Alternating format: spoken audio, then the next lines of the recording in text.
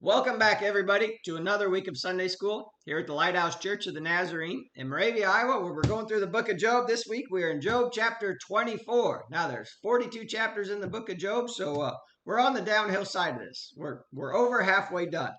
Now, one of the main lessons we can take out of the book of Job is that being a righteous man, committing your ways to the Lord, following Him, will not make you immune from all the troubles of this life. You know, what is the one thing that Jesus promised us? In this life, we will have tribulations. We will have troubles in this life. Now, Job, he was one of the most righteous men there was. If there was anyone who ever deserved not to suffer, it was Job. Now, this week we're in Job chapter 24, which is going to be Job talking. And we need to remember in the book of Job, the first two chapters is where all the action happens. And then from 3 to 42, it's just dialect between Job and his friends. A man named Elihu who's going to talk also. And then God shows up in Job chapter 38. So, Job chapter 24 is almost going to sound like the 10 o'clock news. We turn on the news and we see all the bad things happening in this world, and we think, Lord, help us. That's what Job's going to be doing. He's going to be pointing out all the atrocities and all the injustices that he sees in this world. So, Job chapter 24, verse 1. Let's get out our Bibles. Let's follow along. Job 24, verse 1. Since times are not hidden from the Almighty, why do those who know him see not his days? Now, Job seems to be saying here, God sees and knows everything. So why isn't he executing immediate judgment on all the evildoers in this world? Solomon, he actually said the same thing. It's in Ecclesiastes 8:11. I'll turn there real quick. Solomon said this in Ecclesiastes 8:11. Because the sentence against an evil work is not executed speedily, therefore the heart of the sons of men is fully set in them to do evil. Solomon notices too. He says, because God doesn't execute immediate judgment on sinners, sinners think that they can get away with it. Now, people often mistake the long suffering and the patience of God with thinking that God doesn't care about sin. That they mistake this grace and think that God just winks at sin. But remember this, nobody gets away with anything. The Bible tells us, be sure your sin will find you out. Now, who was it? Oh, it was Jesus' disciples. They thought that God should just execute immediate judgment. Do you remember when they were going through the land of Samaria and the Samaritans rejected Jesus? And Jesus' disciples said, Lord, do you want us to call down fire from heaven like Elijah did? And Jesus goes, you do not know what manner of spirit you are from. For the Son of Man did not come to destroy men's lives, but to save them. I think you'll find that in Luke chapter 9. But Job seems to be saying here, God, why aren't you executing judgment on these evildoers? And why am I suffering so bad? Verse 2, some remove landmarks. Now, moving boundary stones was a big deal. In the Old Testament, I think there's at least 3 verses that say, cursed is the man who moves a boundary stone. Back then, they wouldn't have had fences between properties. What did they have? They had a pile of rocks that were set there. And your land would be on this side, and my land would be on this side. So you could steal land just by moving some boundary stones a little bit by little bit. Now, this is what Job is pointing out here. These sins that he sees people doing. Now, most of these are going to be financial sins for a little bit here. People greedy for gain. What did Paul tell us? He said the love of money is the root of all evil. I believe that's in 1 Timothy 6:10. I believe is where he said that. Jesus told us, be careful. Your life does not consist in the abundance of things you possess. Being greedy for gain, as Solomon said in Proverbs, it'll take away your life. That'll be the only thing you can focus on. And Jesus said this. He said, no one can serve 2 masters. He'll either love one and hate the other, or he'll be loyal to one and despise the other. You cannot serve both God and mammon, money, things. So these people that are greedy for gain, they're only serving one master. They're serving themselves. So let's see here. Verse 2. Some remove landmarks. They seize flocks violently and feed on them. They drive away the donkey of the fatherless, and they take the widow's ox as a pledge. Remember, all throughout the Bible, widows and orphans are a group of people that God especially said, you need to be gracious to these people. Verse 4. They push the needy off the road. All the poor of the land are forced to hide. Verse 5. Indeed, like wild donkeys in the desert, they go out to their work, searching for food. The wilderness yields food for them and for their children. They gather their fodder in the field, and they glean in the vineyard of the wicked. They spend the night naked without clothing, and have no covering in the cold. They are wet without showers of the mountains, and huddle around the rock for want of shelter. What Job is saying here is we see these evil, wealthy people, and everything's going great for them, and we see the poor people of the land, and they're sitting here suffering. So Job's saying, hey, these people, they only think of themselves. They're greedy for their own gain, and they never think about anyone else. Somebody who these are self-absorbed people who only think of themselves. Do any of us know people like that? Hopefully it's not us. Paul said in Philippians 2:13, he said, "Let nothing be done through selfish ambition or conceit, but in lowliness of mind, let each of us put others ahead of themselves. Let each of us look out not only for our own interests, but also for the interests of others." He said the same thing in Romans chapter 12, that we should honor one another, giving preference to them. Let's think about this a second. People that are only greedy for their own gain, that'll do anything for worldly goods. What did Jesus say about this? Jesus said, it's in Matthew 16. He said, what should it profit a man if he should gain the whole world and yet lose his soul?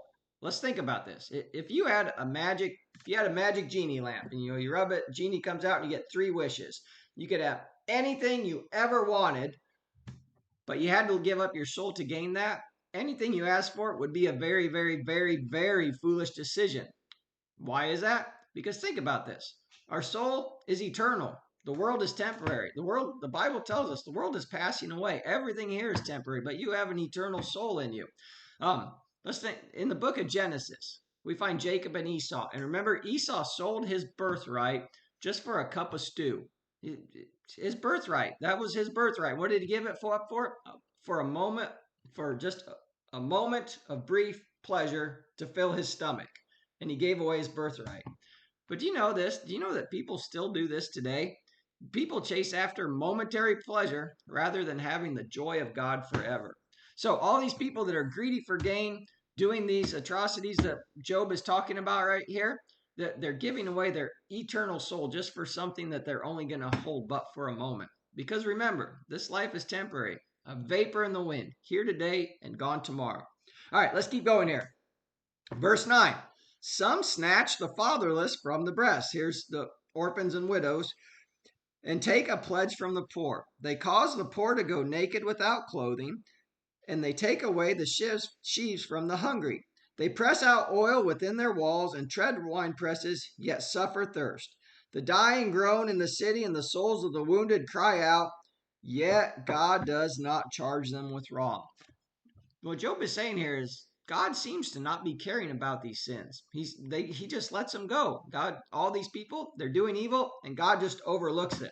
And Job is saying, how can these evildoers go unpunished, yet a man as faithful as I'm sitting here suffering? Now, we need to remember this.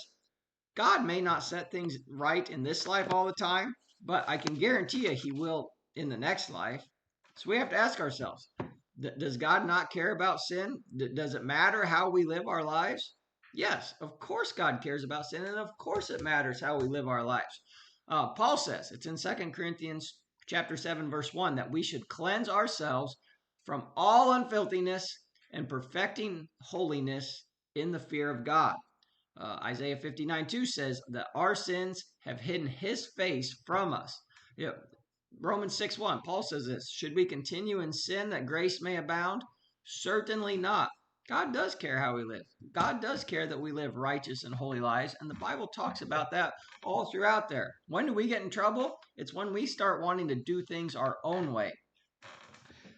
What was that? The last verse in the book of Judges, I think, talks about that, doesn't it? When everybody went after and just did what was right in their own eyes, that's when we get into trouble. When we get our eyes off God and thinks we can just do things our own way. And that's where we're at right now in this world. Verse 13. There are those who rebel against the light. They do not know its ways, nor abide in its paths.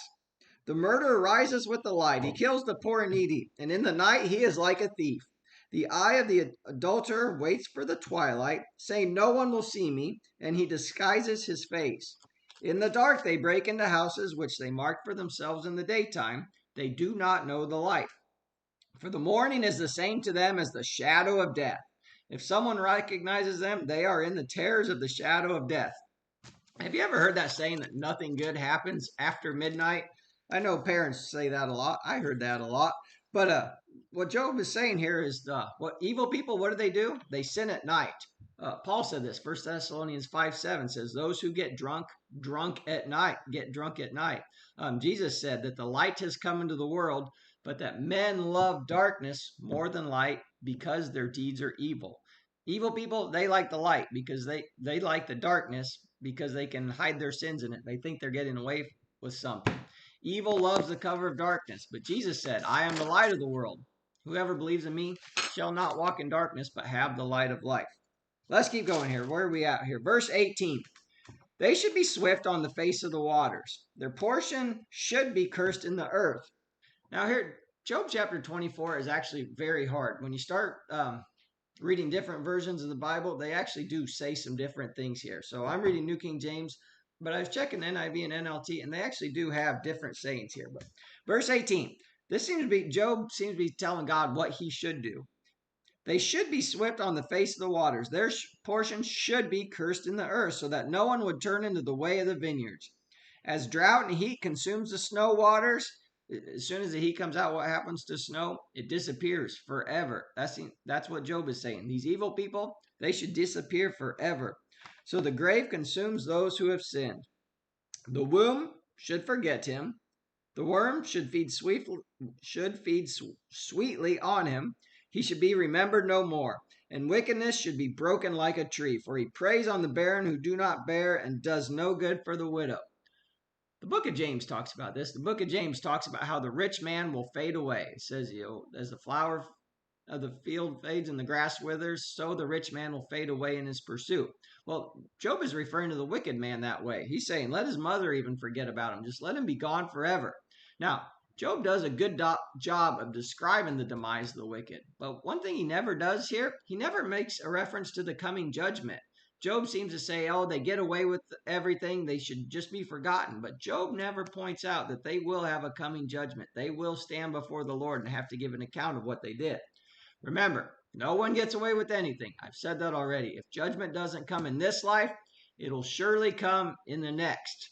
There is coming a day when every wrong will be made right, when Jesus Christ will reign on his throne. But until then, we just have to accept the fact that there is evil in this world. Verse 22, but God draws the mighty away with his power. He rises up, but no man is sure of his life. He gives them security, and they rely upon it. Yet his eyes are on their ways. I have that one underlined in my Bible. Job said, does God not see all our ways and count all our steps? God knows everything. They are exalted for a little while, then they are gone. They are brought low. They are taken out of the way like all others. They dry out like the heads of grain. Now, if it is not so, who will prove me a liar and make my speech worth nothing? Job is just saying, this is what I observe, guys. This is what I've seen. Evil people seem to prosper and live long and die peacefully. Perhaps sometimes it does seem like that, but like I said, we need to remember the words of Solomon. Solomon said, though a sinner does evil 1,000 times and his days are prolonged, yet I know it will be well with those who fear God. One last thing we can think about today. Notice how Job's pointing out all the injustices he sees in the world.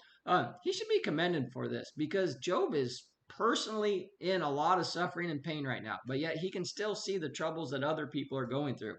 A lot of times when we have personal suffering in our own lives, we think we're the only ones that exist, and we just put on blinders and don't see everything else going on in the world. So, we're done with Job chapter 24. We're actually going to do 2 chapters next week, 25 and 26. So, I hope you enjoyed it. I hope you learned something. I'll see you the same time, same place next week. Bye.